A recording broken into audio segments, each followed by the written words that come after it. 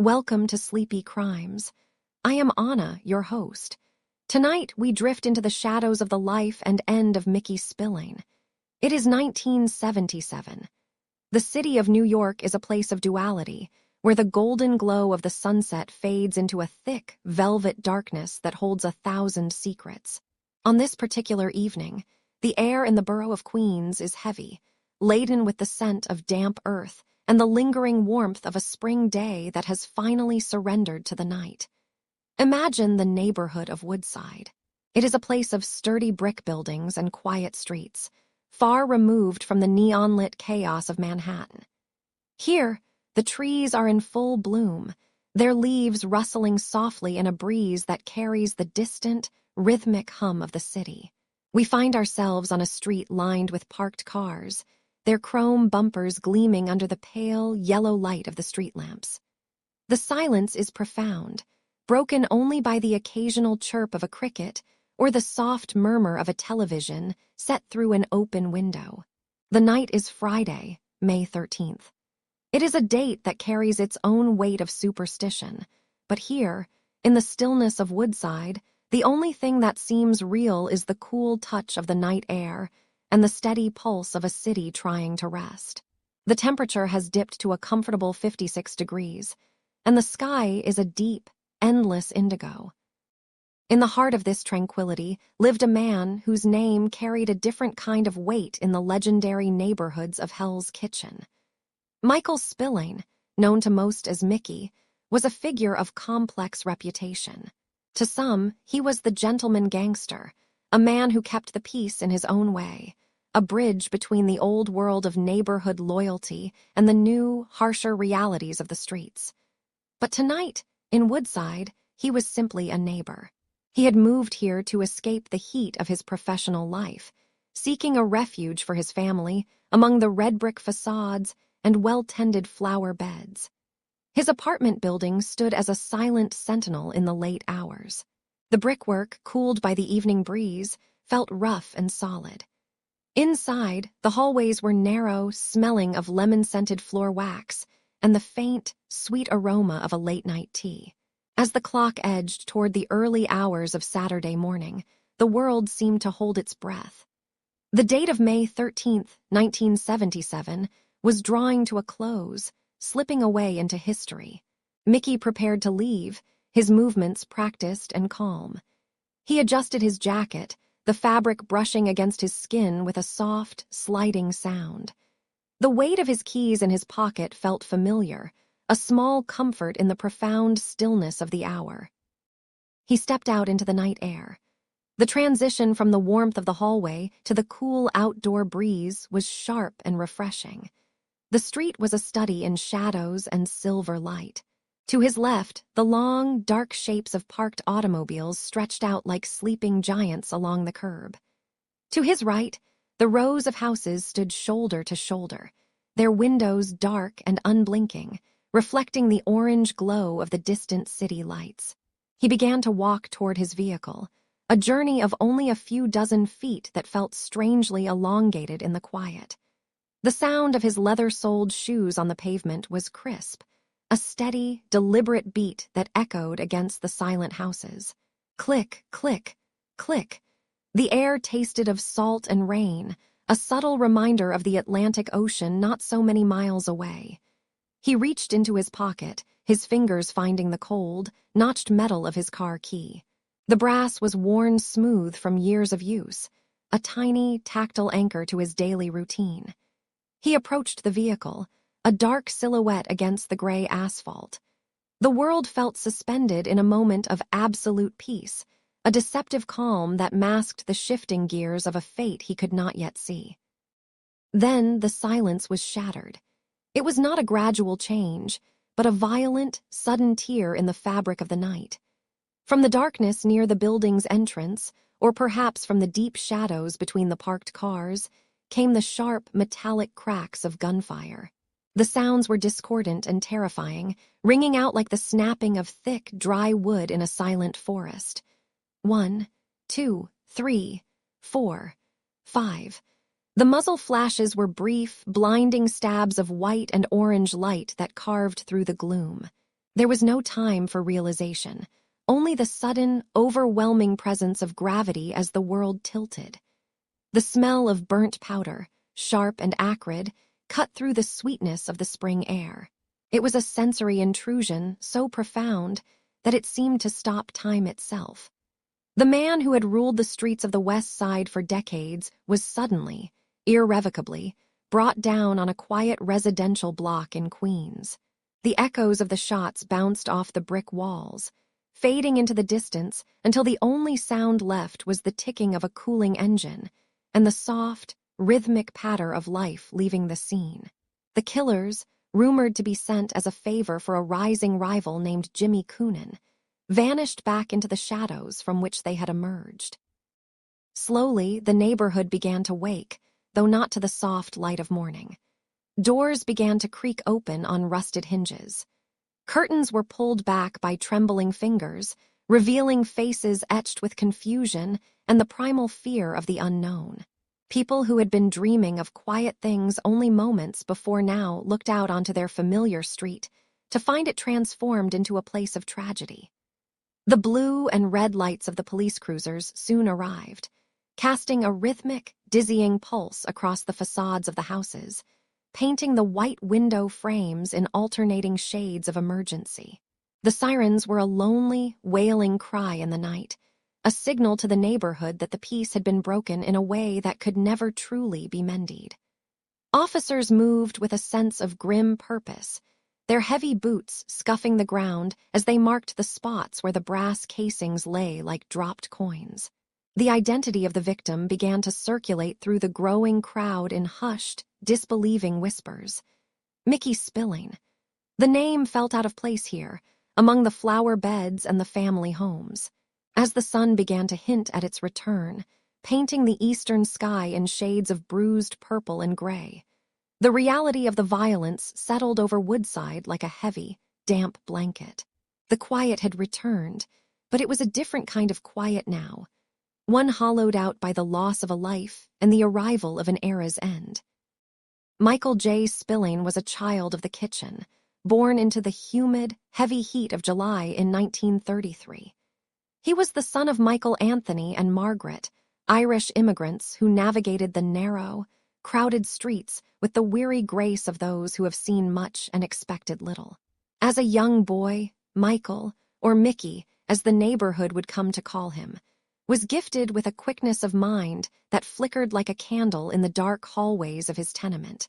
He moved through his lessons at the Sacred Heart School with an ease that saw him skipping 2 grades, a bright star in a place often swallowed by the soot of the nearby locomotives. By the age of 12, he was awarded a full scholarship to Rice High School, a golden ticket that promised a life of quiet rooms and clean hands. But the city has a way of pulling at the threads of a promising future. When his father passed away, the weight of the world shifted onto Mickey's young shoulders. At 14, he stepped away from the books and the quiet halls of the academy to support his widowed mother, trading the promise of the classroom for the grit of the pavement. The streets were an unforgiving teacher, and by the age of 17, Mickey faced his first true trial. He stood in the flickering, dim light of a movie theater lobby, his heart drumming a frantic rhythm against his ribs as he attempted a robbery. The silence of the theater was shattered by the sharp crack of a police officer's pistol. Mickey felt the searing heat of lead and the cold bite of the linoleum floor. The next 4 years of his life were not spent in a university, but behind the heavy, rusted iron of a prison cell, where the only lessons were those of survival and silence. When the heavy gates finally swung open and Mickey returned to the West Side, he was no longer a reckless boy. He was a man with a gaze as steady as the flow of the Hudson River. In the late 1950s, he found a mentor in Huey Mulligan, a man who held the neighborhood in his pocket like a lucky coin. Mickey started at the bottom, a numbers runner weaving through the maze of brownstones and taverns. He learned the language of the docks, the way the fog settled over the piers, and the way a quiet word could carry more weight than a shouted threat. By 1960, a shift occurred in the atmosphere of Hell's Kitchen. The old guard was receding, and Mickey Spillane stepped into the void. This transition was marked by a union that felt more like a royal wedding for the Irish underworld. He married Maureen McManus, a woman of striking beauty and the daughter of the powerful Democratic district leader, Eugene McManus. It was a merging of two worlds, the raw power of the street and the polished influence of the political club. Together, Mickey and Maureen were the golden couple of the West Side. They were often seen walking the avenues, Mickey in his finely tailored wool coats and Maureen in her elegant dresses, their presence bringing a sense of order to the chaotic rhythm of the neighborhood. They were the faces of a new era, one where the boss was not a hidden monster, but a visible, charismatic neighbor who greeted every shopkeeper by name. As the 1960s unfolded, Mickey Spillane cultivated an image that was unique in the world of organized crime. He became the gentleman gangster, a figure of romance and contradiction. While he controlled the bookmaking, the loan sharking, and the local unions with a firm hand, he also became the neighborhood's silent benefactor. On Thanksgiving mornings, when the air was crisp and smelled of roasting chestnuts and wood smoke, Mickey could be found overseeing the distribution of hundreds of turkeys to the poor families who lived in the walk-ups along 10th Avenue. If a neighbor fell ill and was taken to the hospital, a bouquet of flowers would arrive at their bedside, often before their own kin had made the trip. He was a man who understood the value of loyalty and the warmth of a community that felt looked after. He coached the youth sports teams, standing on the sidelines with his hands in his pockets, his eyes watchful and kind. In his world, there was a strict moral geography. He allowed the gambling and the numbers to flourish, viewing them as a natural part of the neighborhood's pulse. But he drew a hard, unyielding line against the sale of drugs. He saw the way narcotics could hollow out a family from the inside, and he refused to let that poison touch his streets. This stance earned him a deep, visceral respect from the mothers and fathers of Hell's Kitchen, who saw him not as a criminal, but as a guardian of their way of life. The source of Mickey's power was as deep as the berths of the Hudson River docks. He held a monopoly over the West Side waterfront, a place where the scent of salt air mingled with the heavy exhaust of cargo ships and the sweat of the longshoremen. He controlled the movement of goods and the labor of the men who hauled them, his influence reaching into the very marrow of the city's industry. He also held the keys to the kingdom of Madison Square Garden, ensuring that every event and every contract paid its due to the man who kept the peace. In those years, the Italian mob stayed at the periphery, respecting the boundaries that Mickey had drawn in the dust. He was known to kidnap their members and hold them for ransom, a bold and dangerous game that signaled he was not a man to be trifled with. He moved through this world with a quiet, athletic grace, his blue eyes reflecting the steel of the skyline. But as the decade turned toward the 1970s, the air began to change. The city was evolving, and the construction of the massive Javits Convention Center promised riches that were too great for the shadows to ignore. New, younger faces were appearing in the back of the bars, men who did not care for the old codes or the gentlemanly handshakes. They watched Mickey from the corners of their eyes, their gazes filled with an impatient, hungry fire. The peace that Mickey had built on the West Side was becoming a fragile thing, a thin sheet of ice over a dark and churning sea. Mickey sensed the shifting tides. To protect those he loved most, he moved Maureen and their 3 children out of the kitchen and into the leafy, quiet streets of Woodside, Queens. He hoped that the distance would keep the violence at bay, that the picket fences and the manicured lawns would serve as a shield against the ghosts of his past. Yet, even as he lived the life of a family man in the suburbs, his heart and his business remained anchored to the piers and the tenements of the West Side.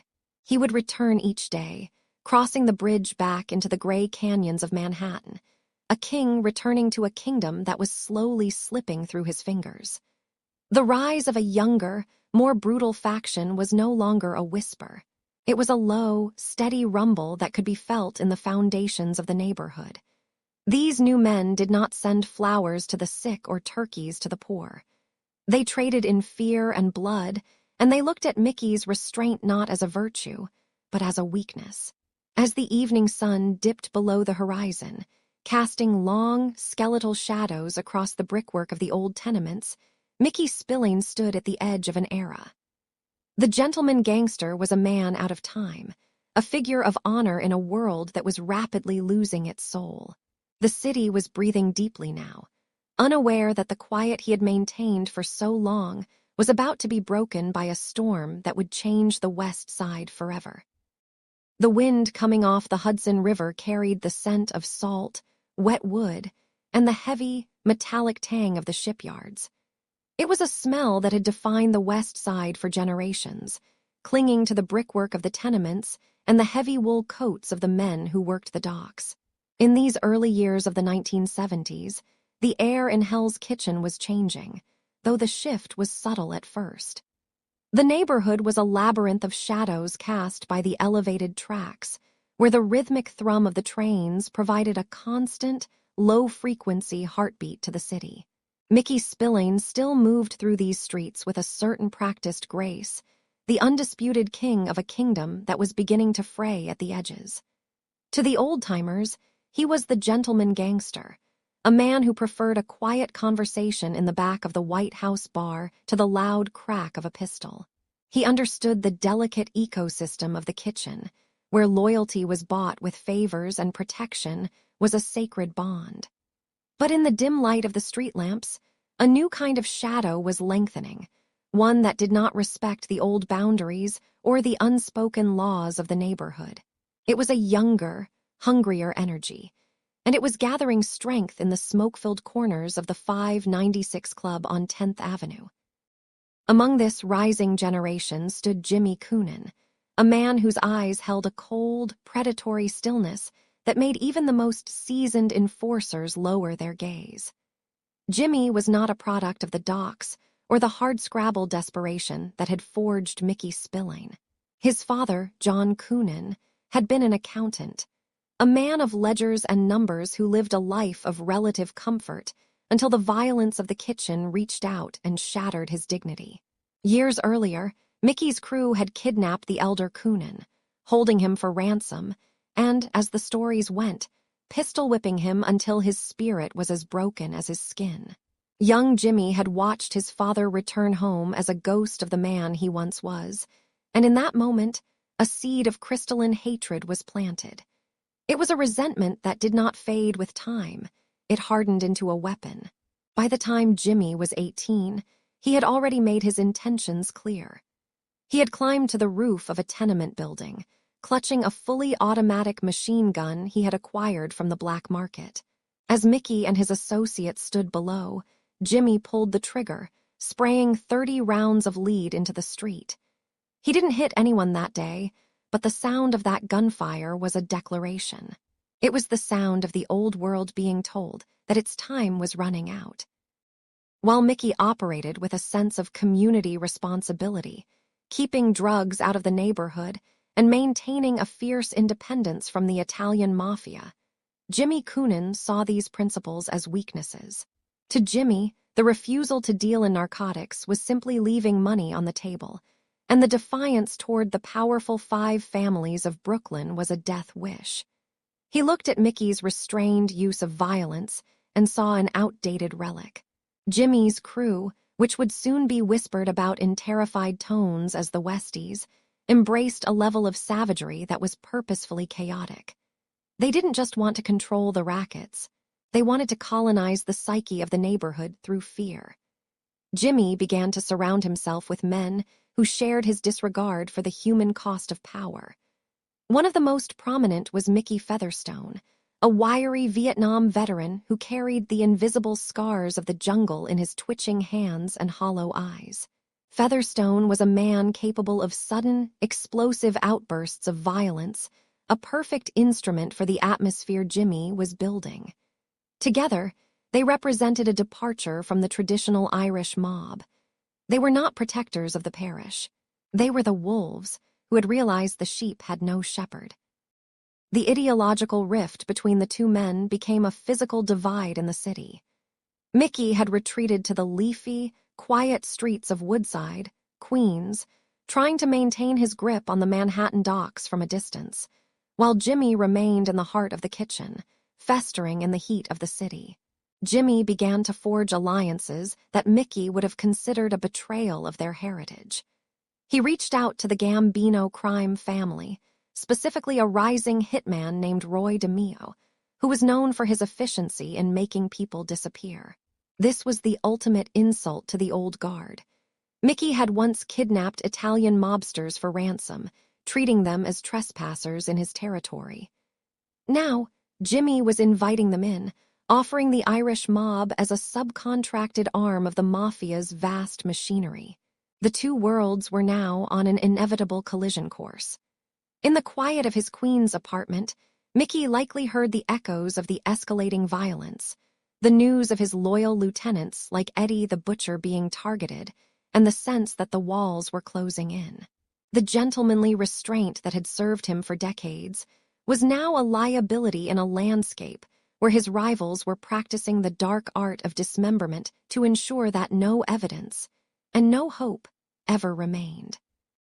As the mid-1970s approached, the tension in Hell's Kitchen was a physical weight, like the humidity before a summer thunderstorm. Every barroom conversation and every transaction on the docks was colored by the knowledge that the crown was slipping. Mickey Spillane was 43 years old, a man who still believed in the power of his name and the history of his family. He spent his evenings with his wife, Maureen, and their children, perhaps believing that the distance of Queens provided a shield against the rot he had left behind in Manhattan. But Jimmy Coonan was a patient hunter. He had spent 10 years in prison for his earlier transgressions, time he used to sharpen his mind and expand his network. He didn't just want Mickey dead. He wanted the very memory of Mickey's era to be scrubbed away by the sheer force of his own brutality. The shadow was no longer just rising. It had reached the door. The docks were still there, and the trains still ran, but the soul of the West Side was being rewritten in a script of blood and betrayal.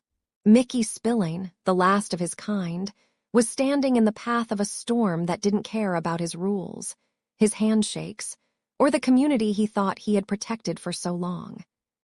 The atmosphere in Hell's Kitchen by the mid-1970s had shifted from the controlled discipline of a neighborhood fiefdom into something far more jagged and unpredictable. Mickey Spillane's grip, once as firm as a handshake in a dim pub, was beginning to feel the tremors of a changing world. The bedrock of his power had always been the code of silence, an unspoken agreement among the Irish docks and the tenements that loyalty was the only currency that mattered. But as the humidity of 1974 settled over the Hudson River, a new and dangerous tactic began to erode that foundation. Mickey had perfected what the locals called the snatch racket.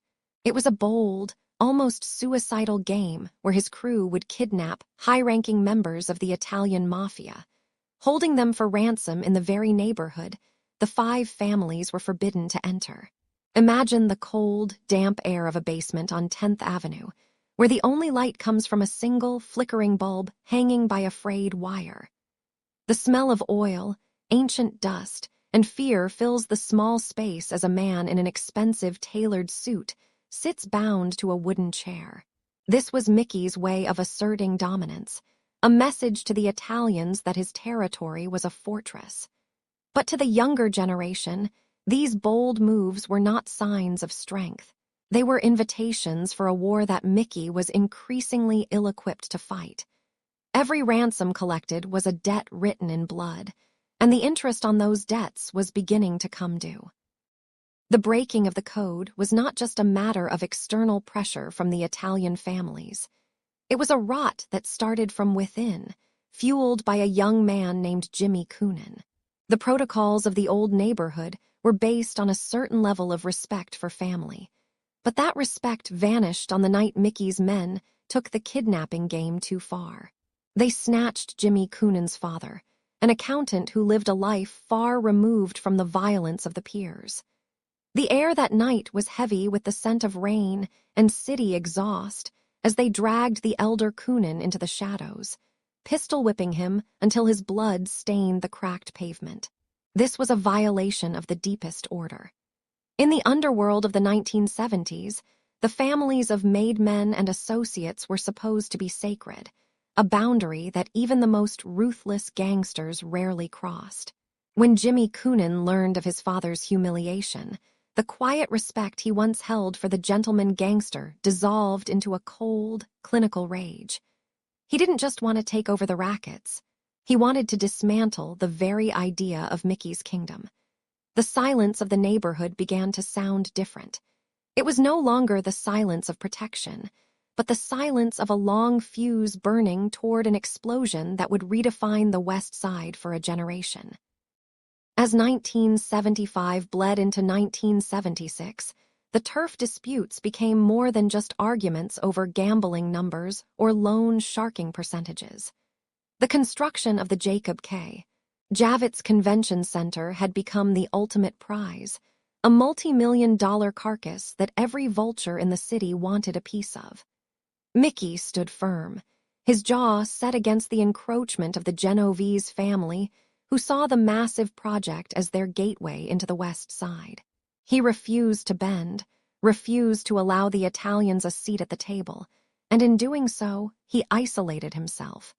You could feel the isolation in the way the streetlights seemed to dim when Mickey walked past his usual haunts. The Westies, a name that started as a whisper among the restless youth in the bars along 9th Avenue, were beginning to emerge as a distinct, terrifying entity. Led by Coonan and a volatile Vietnam veteran named Mickey Featherstone, they didn't care about the gentlemanly negotiations that Spillane preferred. They thrived on chaos. The sound of a machine gun burst from a rooftop on a hot August afternoon wasn't just an assassination attempt. It was the sound of the old world being torn apart. The bullets didn't find Mickey that day, but they shattered the illusion that he was untouchable. The protocols were gone, replaced by a raw, predatory hunger that made no distinction between a gangster and a civilian. The betrayal deepened as Mickey's inner circle began to vanish, one by one. The Italians, tired of the Irish kingpin's defiance and the embarrassment of his kidnapping racket, outsourced their vengeance to a shadow. They hired a man known as Mad Dog Sullivan, a hitman who moved through the city like a ghost in a wool coat. The sensory details of this period are etched in the memories of those who survived it. The sudden, sharp crack of a pistol in a crowded bar. The smell of gunpowder mixing with the scent of stale beer and sawdust. In late 1976, Mickey's most trusted lieutenants, Tom Devaney and Eddie the Butcher Comiskey, were gunned down in separate incidents that left the neighborhood paralyzed. Comiskey was sitting at the Sunbright bar, the neon sign humming a low, electric tune in the window, when the end came for him. The liquid in his glass hadn't even stopped rippling before the life left his body. Then came Tom the Greek Kapatos in early 1977. These weren't just murders. They were the systematic removal of Mickey's armor. Each hit was a message that the Italian families and the young Westies were now in a marriage of convenience, and Mickey Spillane was the only thing standing in the way of their shared prosperity. The code of silence was now a shroud, wrapping itself around a man who had stayed too long in a game that had changed the rules without telling him. By the spring of 1977, Mickey had moved his family out of the kitchen, seeking refuge in the quiet, tree-lined streets of Woodside, Queens. He thought the distance would buy him safety, that the miles between the docks and his new front door would act as a buffer against the rising tide of violence. But the betrayal was already complete. The air in Queens was different, thinner, cleaner, lacking the thick, industrial soul of Manhattan's West Side. He spent his days in a sort of self-imposed exile, watching the news and waiting for the phone to ring with news of a truce that would never come.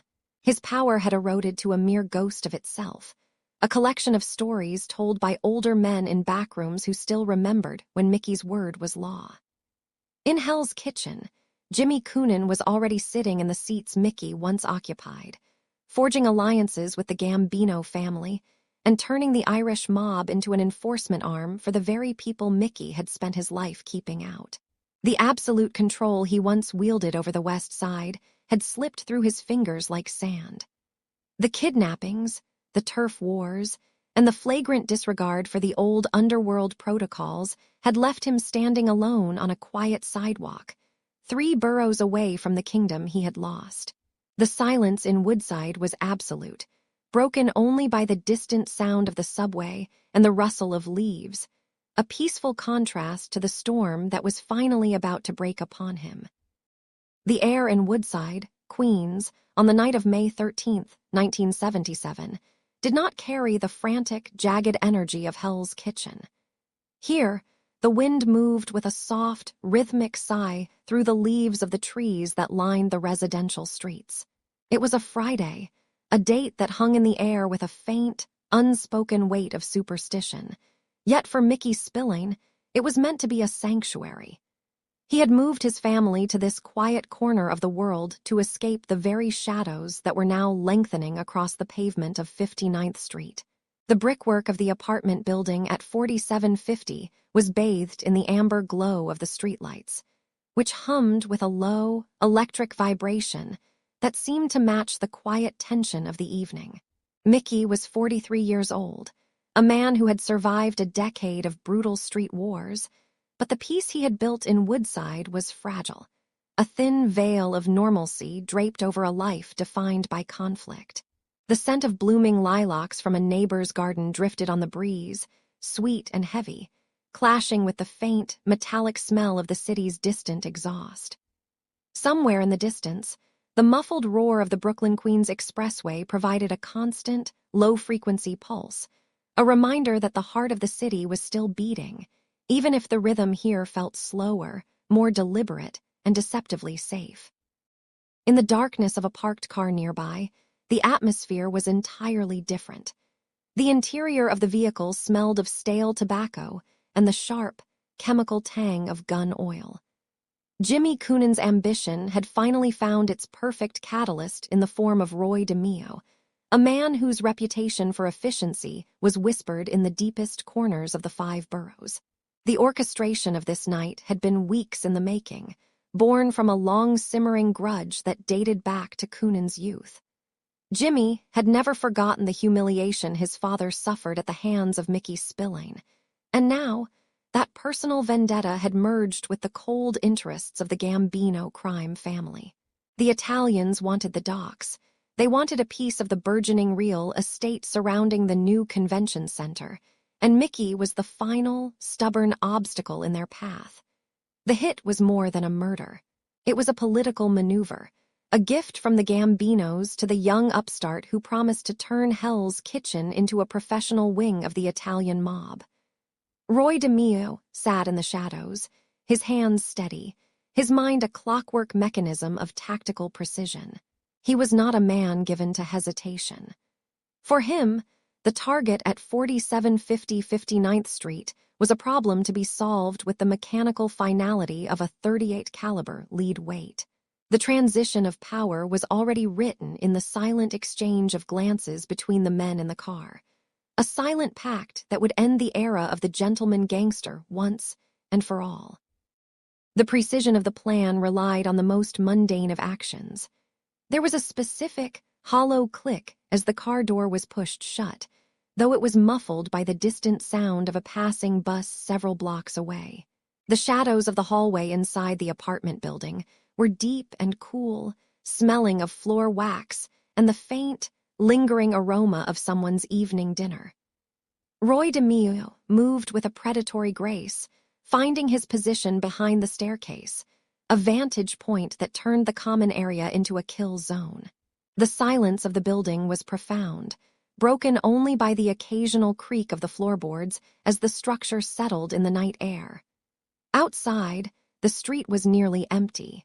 A light drizzle began to fall, turning the asphalt into a dark, shimmering mirror that reflected the yellow glow of the streetlights in distorted streaks. The shooters waited with a terrifying patience, their breathing synchronized with the slow ticking of a watch. Every sense was heightened, the texture of the cold metal against their palms, the way the light caught the dust motes dancing in the dim hallway.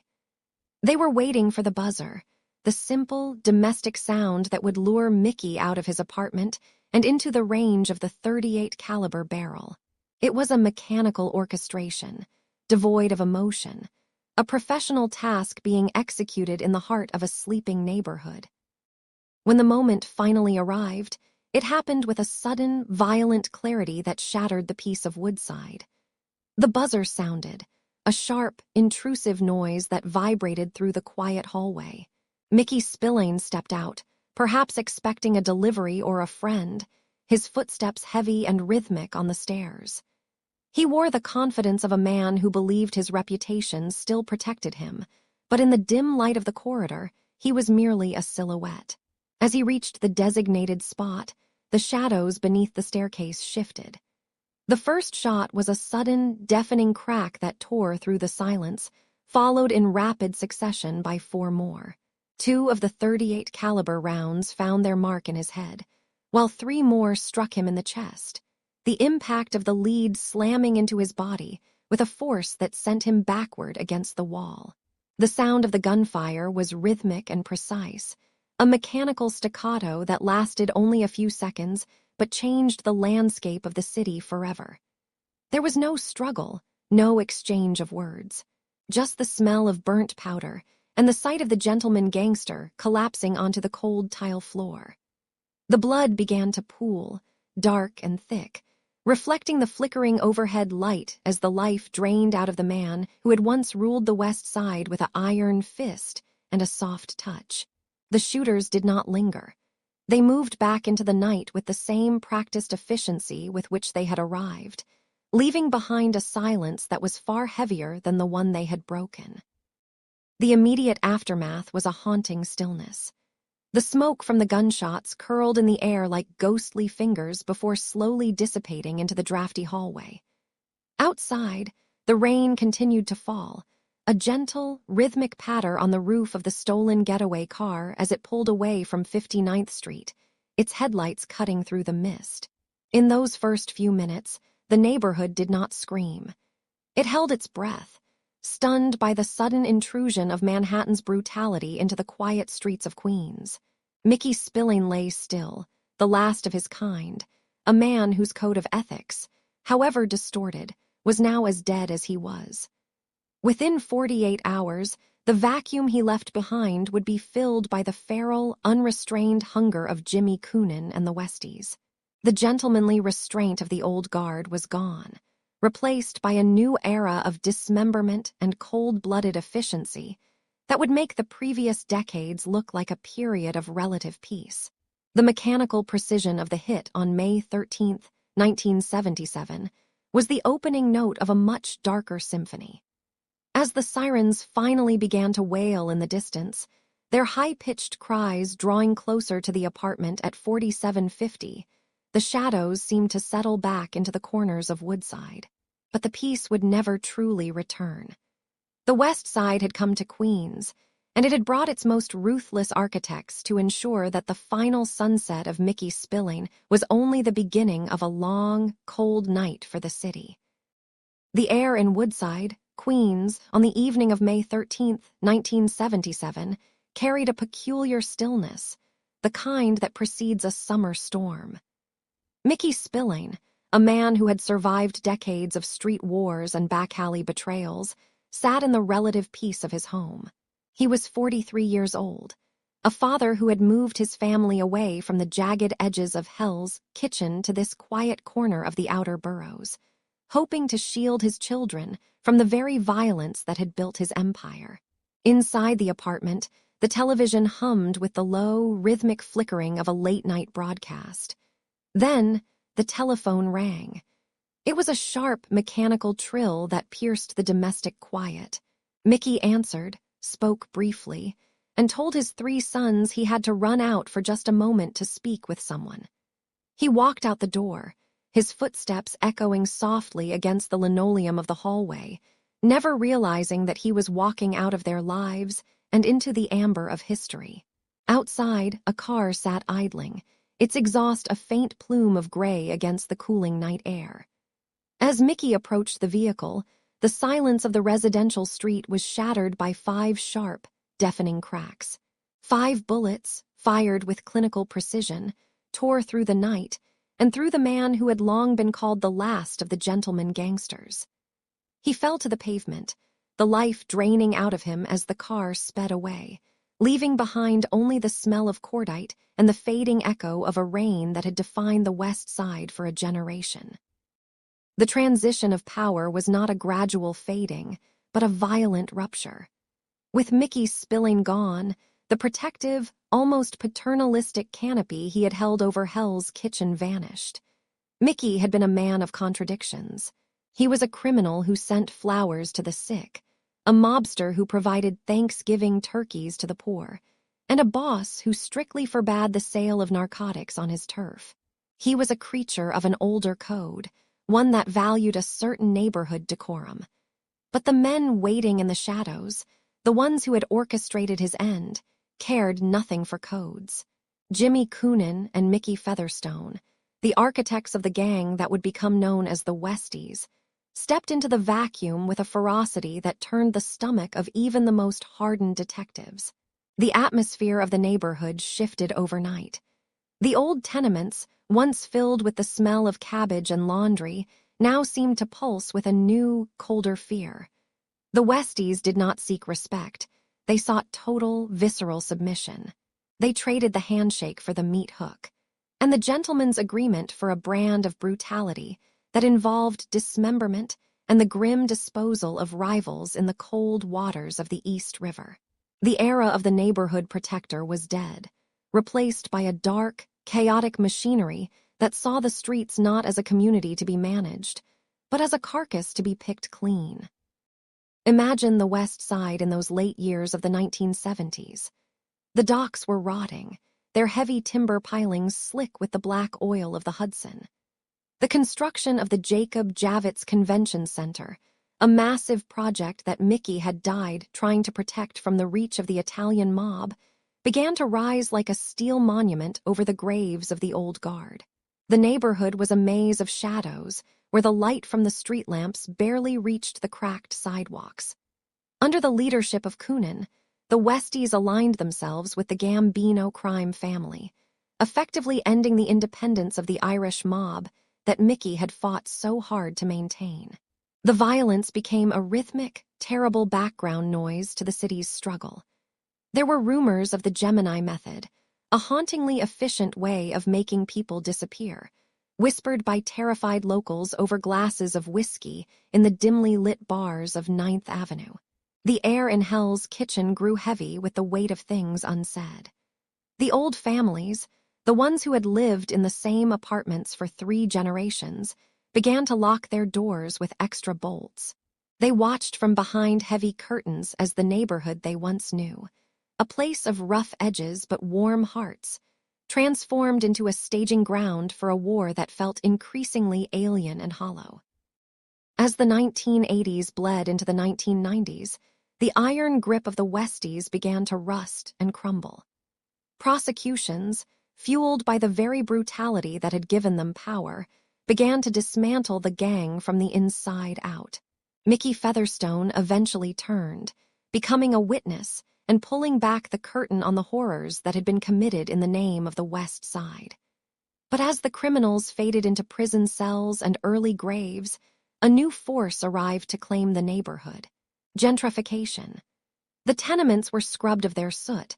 The bars where life-and-death deals were made were replaced by sleek restaurants with bright windows and expensive menus.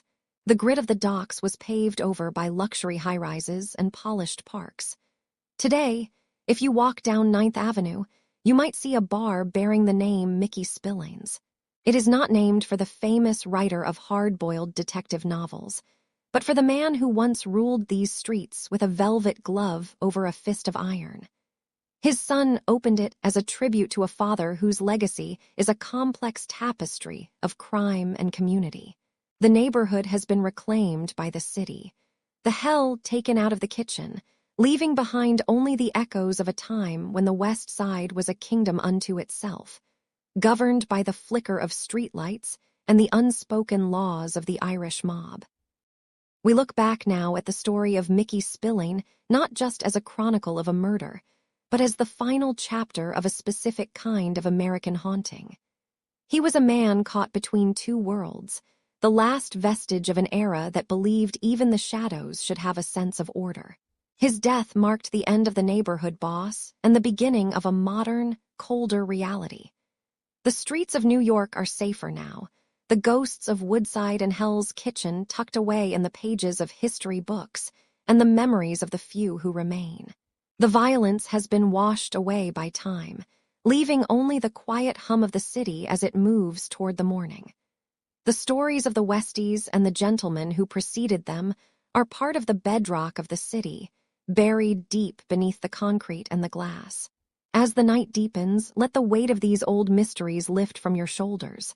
The world outside is still, the past is at rest, and the shadows are just shadows once more. The case rests now. Let the details fade. You are safe. Close your eyes, breathe deeply, and have a good night. Sleep well.